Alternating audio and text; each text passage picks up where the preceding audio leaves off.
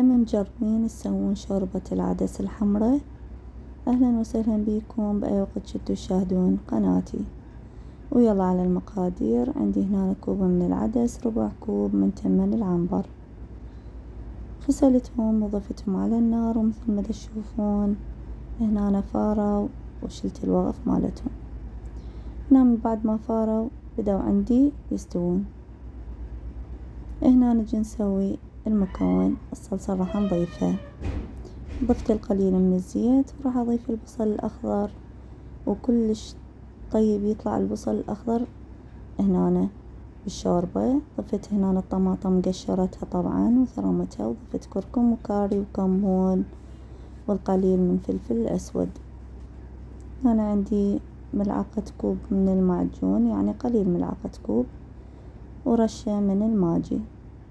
حمستهم وضفتهم فوق العدس. هنا أنا عندي بابريكا ملعقة كوب، وظليت أخلط بيهم بهذا الشكل. هنا أنا مثل ما تشوفون خليتها على نار هادئة وصارت بهذا الشكل وكلش طيبة، وأتمنى تجربوها. مع ألف سلامة.